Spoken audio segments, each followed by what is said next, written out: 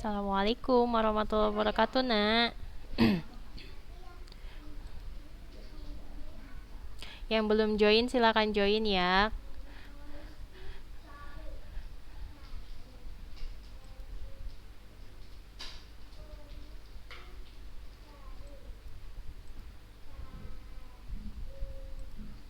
Assalamualaikum warahmatullahi wabarakatuh, Nak.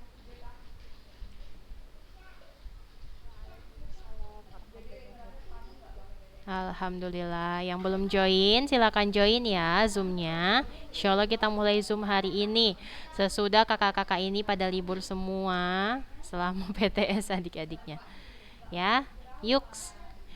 Ustazah tunggu, kita tunggu ya nak ya, 2 menit lagi kawan-kawannya biar join dulu. Nah, nanti baru kita mulai pembelajarannya. Dibuka bukunya. Hari ini kita akan belajar tentang pembelajaran selanjutnya. Oke? Insya Allah bentar lagi kita akan selesai.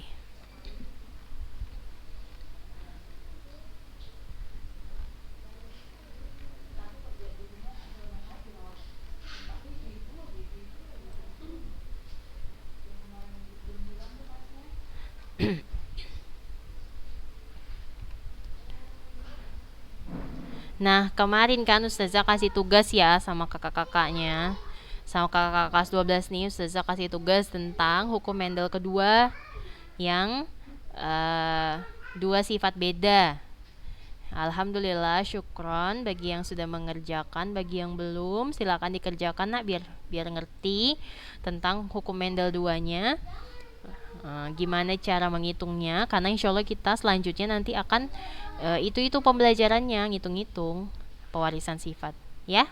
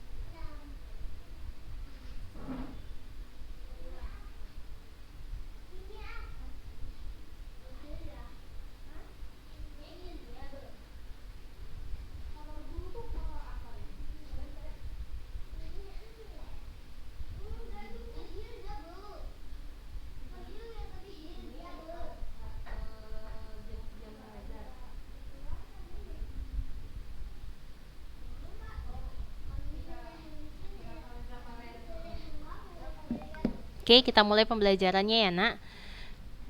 Bismillah. Assalamualaikum warahmatullahi wabarakatuh nak. Waalaikumsalam warahmatullahi wabarakatuh. Alhamdulillah. Oke, yang belum buka videonya silakan dibuka videonya supaya Ustazah nampak tuh muka-muka nanya Ustazah. Kita lanjut pembelajaran kita hari ini ya nak ya. Karena waktunya mepet, jadi Ustazah langsung aja. Pembelajaran kita hari ini, oh iya, nah minggu kemarin sebelum PTS kita udah belajar tuh kan hukum Mendel 1, hukum Mendel 2 ya. Ustazah mau tanya dong, hukum Mendel 1 perbandingannya berapa banding berapa nak? Hasilnya? Banding satu. Masya Allah, Aisyah, Masya Allah, belajar keras Aisyah nih, Aisyah Husni. Enggak Ustazah, enggak. Ya, 3-1, benar, Masya Allah, hukum Mendel 1. Hukum Mendel 2, ada PR ya kemarin kan? Nah, Ustazah kasih PR. Hukum Mendel 1, apa nak sifat parentalnya nak Ustazah kasih? Apa dikawinkan dengan apa?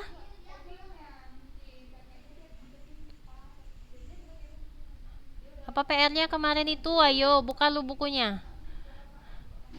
Biji bulat kuning dikalikan sama biji kusut hijau. Iya, itu contohnya PR-nya. PR-nya Ustazah suruh apa? Bunga. Bunga kan? Bunga kan ya? Bunga merah tangkai panjang atau apa? Iya, bener kan? Yang biji bulat kuning. Oh, cuman biji bulat kuning ya? Belum. Oke, bener berarti ya. Biji bulat kuning dikawinkan dengan biji kisut hijau. Bener ya? Masya Allah. Biji bulat kuning dikawinkan atau disilangkan dengan, kita bahasanya silang ya, jangan kawinkan ya. Disilangkan. Oke, disilangkan dengan biji kisut hijau. Maka perbandingannya hasilnya adalah berapa, Nak? 9 banding 3 banding 3 banding 1. Masya Allah, Maisara. 9 banding 3 banding 3 banding 1. Satu yang resesif ya, Maisara ya. Bener kan? Oke. Karena udah paham tentang yang hukum Mendel 2, nah, kita lanjut pembelajaran kita. Hukum Mendel 2 itu tidak hanya itu saja contohnya, banyak sekali contohnya. Yang penting dia perbedaannya antara hukum Mendel 1 itu satu sifat. Waktu hukum Mendel 1 hanya biji bulat dikawinkan dengan disilangkan dengan biji kisut. Biji kuning disilangkan dengan biji hijau, gitu doang ya, satu sifat ya. Nah, kalau di hukum Mendel 2 dia dua sifat. Nah, dua sifat berarti biji bulat kuning disilangkan dengan biji kisut hijau. Kemudian apalagi sifatnya yang dua sifat? Bunga merah, tangkai panjang, bunga putih, tangkai pendek. Dua sifat ya? Bener ya? Kemudian apalagi yang dua sifat ya?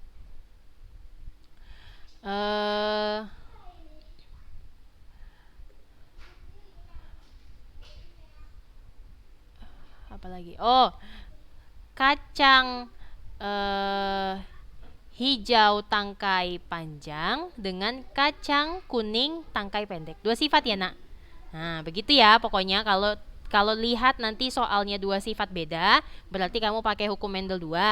Kalau kamu lihat cuma satu sifat beda, maka pakai hukum Mendel 1. Oke? Nah, kemudian, Nak, di sini ada tabel segitiga Pascal untuk mengetahui perbandingan fenotip. Maksudnya, kalau tadi sudah jelaskan nih, nampak di sini ya. Kecil apa besar nih? Nampak nih. Jumlah ciri berarti jumlah sifat nih, jumlah sifat. Nah, satu sifat beda berarti kita pakai hukum Mendel 1 ya. Ya kan? Maka hasilnya tetap 3 banding 1. Benar ya, Nak ya? Nah, dua sifat, dua ciri. Kita pakai hukum Mendel 2, berarti hasilnya 9 3 3 1. 3 sifat. Nah, ini hasilnya. Ini udah rumus ini. Jadi kalau kamu keluar dari jalur ini berarti kamu salah ngitungnya. Sudah? 3 sifat berarti hasilnya lebih banyak juga. 27 banding 9 banding 9 banding 9 banding 3 3 3 banding 1. Begitu seterusnya. 4 sifat. Makin banyak sifat beda, makin tinggi perbandingan fenotipnya. Nampak ya, Nak ya? Nah, oke. Ini boleh dicatat di buku, dibikin jadi cantik, kemudian ditempelkan, biar ingat. Kalau nanti ngisi atau menjawab soal tentang hukum Mendel, tinggal buka aja rumusnya. Nah, berarti hasilnya harus 9 3 3 1. Berarti hasilnya harus 3 banding 1 begitu. Oke? Paham ya? Oke, itu dia tentang hukum Mendel. Kita lanjut. Yang kedua adalah kromosom, meiosis, dan pewarisan sifat. Nah, kromosom, meiosis, dan pewarisan sifat ini berkaitan dengan meiosis pertama dan meiosis kedua. Di kelas 11 itu juga udah disinggung juga tentang meiosis pertama dan meiosis kedua. Nah, ini sama aja ya, Nak, sama hukum Mendel, cuman mencari fenotip dan genotipnya. Kalau sel heterozigot nanti hasilnya menjadi apa? Nampak di sini ya. Kita jelaskan dulu yang ini, biar nggak bingung. Ustazah mau tanya dong, heterozigot dengan homozigot bedanya apa? Ayo. Kemarin Ustazah udah tanya tuh. Homozigot ini, heterozigot ini, Nak. Apa, Nak? Pengertian heterozigot dan homozigot, Nak? Ayo. Apa, Nak? Jangan takut dong. Ayo, apa heterozigot, apa homozigot? Ayo. Yang lain kok nggak nampak ya videonya. Nurul Adinda mana nih? Sofi Nabila Ainus Sofiyah Putri Hairunisa Yasmin. Pada Ade Ermanisa, Sofi Magrina, Najla, Hanifah, Khairunisa. Mana nih muka-mukanya nggak dibuka videonya?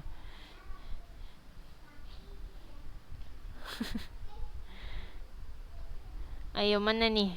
Cuman ada Ardea, Maisara, Aisyah Husni, Tasya, Dea Aranoya, Sofia Aurel, Siti Marhama. Yang lain ditutup videonya. Oke, ayo apa tuh homozigot, heterozigot? Kita balik lagi nih bab berikutnya nanti, bab sebelumnya. Ayo, homo artinya Homozigot genotipnya sama. Itu kan udah benar, Masya Allah. Homozigot berarti genotipnya sama. Udah nulis kan kemarin genotip itu kayak mana? Kalau genotip yang sama berarti huruf besar semua, huruf kecil semua, itu berarti homozigot. Kalau heterozigot berarti ada huruf besar, ada huruf kecil, ada huruf besar, ada huruf kecil, itu ya. Bener kan? Kalau homozigot, udah Ustazah ulangi ya nak, homozigot itu genotipnya sama. Misalnya biji bulat kuning, Ustazah silangkan dengan biji kisut hijau. Biji bulat kuning itu adalah RR YY.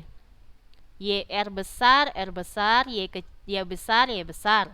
Homozigot itu ya, sama ya, besar semua hurufnya. Itu disebut dengan homozigot, nak. Kalau ada hasilnya R besar atau biji bulat kuning dengan biji bulat kuning tapi genotipnya R besar, R kecil, Y besar, Y kecil, nah itu disebut dengan heterozigot.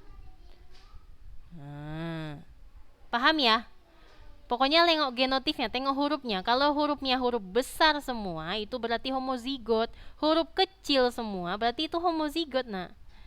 Nah, kalau dia macam-macam dicampur, huruf besar satu, huruf kecil, huruf besar, huruf kecil, itu disebut heterozigot genotipnya. Paham ya? Oke, kita lanjut. Lihat di sini. Pada meiosis pertama, sel heterozigot R besar, R kecil, Y besar, Y kecil. Ini heterozigot ya, nampak ya? Nah, dia mengalami meiosis. Meiosis pertama dan meiosis kedua. Terjadi di situ segregasi alel, kemudian terjadi kombinasi hasil.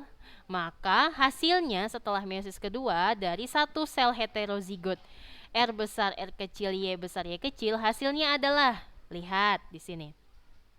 Seperempat Y kecil, R kecil mirip induk betinanya.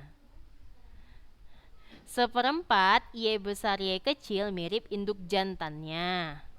Kemudian seperempat Y kecil, R besar rekombinasi, dan seperempat Y besar, R kecil rekombinasi.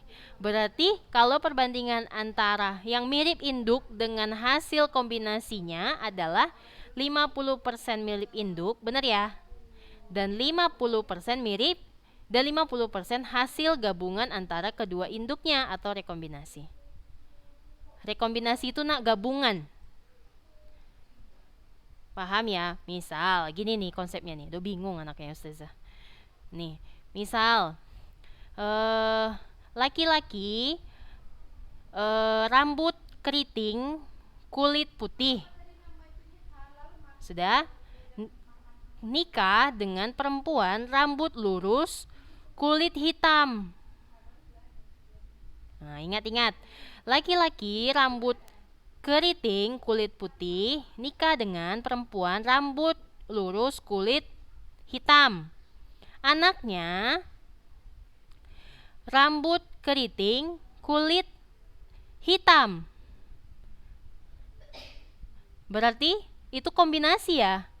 Itu yang disebut dengan rekombinasi, nak. Gabungan antara diambilnya setengah sifat dari bapaknya, yaitu rambut keriting, diambilnya warna kulit hitam dari ibunya. Makanya itu dia adalah hasil rekombinasi dari gen ayah dan ibunya. Paham ya? Nah, itu yang disebut rekombinasi. Gabungan, kombinasi. Sudah. Kemudian setelah itu anak pertamanya. Anak keduanya ada yang rambut keriting, kulit putih, berarti mirip ayahnya. Ya kan? Ada yang rambut lurus, kulit hitam, berarti mirip ibunya. Berarti ketiga anaknya ada yang sepertiga kita bilang ya, karena anaknya 3 ya. Sepertiga kombinasi dari sifat bapak dan ibunya.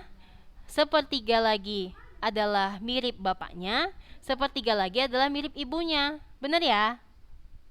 Nah, begitu dia memahaminya. Sudah? Paham ya berarti meiosis pewarisan sifat dengan cara meiosis 1 dan meiosis 2. Paham ya nak ya? Nah, rekombinasi. Oke, kita lanjut. Penyimpangan semu hukum Mendel. Ini banyak kali soalnya ini harus dihafal anaknya Ustazah. Oke, kita lihat. Meskipun hukum Mendel merupakan dasar dari pewarisan sifat, penelitian lebih lanjut menemukan bahwa banyak gen yang tidak sesuai dengan hukum Mendel. Nah, makanya itulah lahir penyimpangan semu hukum Mendel. Ternyata hukum Mendel yang dikeluarkan oleh Bapak Mendel ini tidak selamanya akurat. Nah, banyak kejanggalan-kejanggalan di situ. Tidak selamanya tuh 3:1, tidak selamanya tuh 9331, gitulah ceritanya. Nah, makanya itu lahirlah penyimpangan semu hukum Mendel. Lahirlah penelitian-penelitian berikutnya yang meneliti tentang hukum Mendel ini. Ternyata banyak penyimpangannya. Gitulah. Oke, paham ya sampai sini ya? Oke. Jika perbandingan dengan fenotip F2 atau fenotip kedua hasil persilangan monohibrid. Monohibrid itu maksudnya persilangan satu sifat beda ya. Nah, dan dihibrid atau persilangan 2 sifat beda berdasarkan hukum Mendel adalah 3:1. Itu hukum Mendel 1 ya. Dan 9331 hukum Mendel 2. Penelitian lain menghasilkan F2-nya berbeda nih. Kok kata Pak Mendel 3:1 hukum Mendel 1, hukum Mendel 2 9331. Pas dilakukan penelitian lanjutan ternyata F2-nya berbeda. Ada orang yang dapat 9:3:4, ada yang dapat 12:3:1, ada yang dapat 9:7. Nah, kenapa nih? Nah, gitu. Paham ya? Nah, dilakukanlah penelitian. Kemudian, penelitian lebih lanjut mengungkapkan bahwa hal tersebut disebabkan oleh adanya interaksi antar gen. Nah, interaksi itu menghasilkan perbandingan fenotip yang menyimpang dari hukum Mendel. Nah, interaksi antar gen yang menyebabkan penyimpangan hukum Mendel ini dapat berupa yang pertama, ada epistasis hipostasis namanya. Catat nih ya, catat. Yang pertama, penyimpangan semu hukum Mendel yang pertama adalah epistasis hipostasis namanya. Yang kedua, polimeri. Yang ketiga, kriptomeri. Nampak nggak? Itu kekecilan nggak tulisannya? Besar kan ya? Yang pertama, epistasis hipostasis. Yang kedua, polimeri. Yang ketiga, kriptomeri. Yang keempat, adanya gen komplementer. Paham ya? Nampak ya? Nampak nggak tuh? Udah dicatat? Oke, kita bahas satu-satu. Penyimpangan semu hukum Mendel.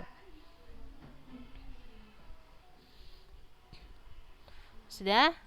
Yang pertama, epistasis dan hipostasis. Nah, fenomena ini diungkapkan pertama kali oleh seorang ilmuwan. Nah, itu ilmuannya apa ya? Ustazah nggak tahu. Cuman itulah namanya, nggak usah kita sebutkan. Ilmuwan ini menyilangkan berbagai macam ayam dengan memperhatikan bentuk jengger. Tahu jengger itu nak? Yang ada di kepala ayam itu loh, yang kayak rock and roll itu. Gimana? Gimana bilangnya? Tunggu ya nak ya. Saya kasih tunjuk bentar. Jengger ayam. Yang kayak rock and roll itu loh. Nah, ini dia. Harus lucu lah kita. Nanti bosan kalian dengarkannya. Ustazah saja bosan membahasnya. Ini materinya yang paling bosan. Dah? Oke, nampak nih. Nih, tengok. Nah, jengger ayam kan kayak rock and roll itu kan nih. Tuh. Nah, yang di atas kepala ayam itu disebut dengan jengger ayam. Nampak nak? Nah, kita balik lagi ke laptop. Dan nampak ya semua ya, itu jengger ayam ya namanya ya. Oke, jangan lagi tanya, jengger itu apa Ustazah? Oke, itu jengger ayam. Kita bahas lagi. Nah, ada ilmuwan, dia mengawinkan atau menyilangkan berbagai macam ayam dengan memperhatikan bentuk jenggernya. Dah.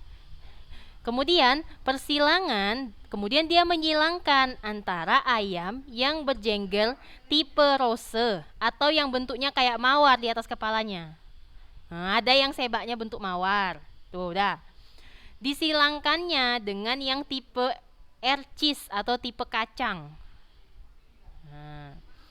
Kemudian hasilnya adalah menghasilkan 100% ayam berjengger walnut. Itu kurang ya hurufnya. Walnut. Kok lain dari bapak ibunya ini? Dia kan nyilangkan ayam jengger tipe rose atau tipe mawar dengan disilangkannya dengan ayam yang jenggernya tipe ercis. Yang lahir semua anaknya berjengger walnut.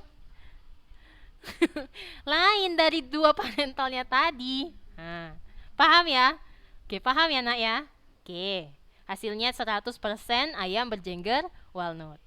Kemudian semula munculnya ayam berjengger walnut diduga merupakan sifat intermediate atau sifat antara yang muncul jika gennya heterozigot.